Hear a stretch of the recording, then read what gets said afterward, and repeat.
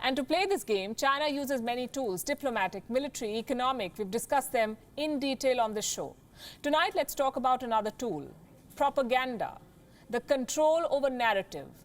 The rise of China has been guided by a narrative of grievance towards the world for what it calls a century of humiliation by external forces. Well, now China wants to set the narrative, buy good press, both at home and abroad. Yesterday, we showed you how China's propaganda machine works domestically. Tonight, we'll take you inside China's global propaganda campaign, how it suppresses the truth and spreads lies across the world. China's media interference is now global, just like its virus, spread all over the globe. Beijing is training foreign journalists. It is ramping up international broadcasting. It is undertaking extensive advertising campaigns, even buying media outlets. China has infiltrated the global media to silence critics. It is investing billions to increase its global media influence. According to one report, the Chinese regime invests as much as $1.3 billion, $1.3 billion every year to increase its reach of the state media. A good amount of this money is spent on promoting state media and foreign news outlets. The U.S. Justice Department has released some figures. According to their report, China Daily, which is a mouthpiece of the Chinese regime, has paid American newspapers $19 million for advertising and printing in the last 4 years alone. 19 million. I want to mention a few names of its high-profile customers. The Wall Street Journal, one of the largest newspapers in the U.S. by circulation. The Wall Street Journal sends 2.8 million copies annually, digital and print combined. Do you know how much it earned through Chinese advertisements? $6 million since December 2016. It has international editions in Mandarin. The Washington Post, a newspaper that has won 69 Pulitzer Prizes, 18 Nieman Fellowships, 368 awards from the White House. Do you know how much this daily newspaper has earned carrying Chinese ads? $4.6 million. The list keeps getting more illustrious. The New York Times is on this list.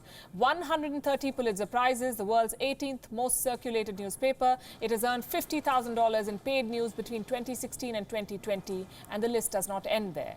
The Los Angeles Times, the Seattle Times, the Atlanta Journal-Constitution, the Chicago Tribune, the Houston Chronicle, the Boston Globe, all these major news outlets in the United States of America have been listed as clients of China Daily. And I'm not saying this, China Daily is. It has mentioned these names in a list of detailed breakdown of payments to American news outlets. So what's the big deal, you may ask? These are just ads. Yes, they are. But with a pro-Beijing spin on contemporary news events. Some of these newspapers have published paid supplements produced by China Daily. They're designed to look like news articles, classic paid news. China is spinning the narrative to suit its interests. Let me give you an example. For 6 months, we on Gravitas have uncovered all aspects of the pandemic and China's culpability from Hong Kong to Xinjiang. We've reported on how China is suppressing dissent. We have campaigned for Taiwan's right to democracy. Now, a few days back, state-run Xinhua carried a news clip from this show. It included one of our segments on American hypocrisy. Why did Xinhua pick up just this? To justify China's own propaganda against the U.S. government. Take a look at what they chose.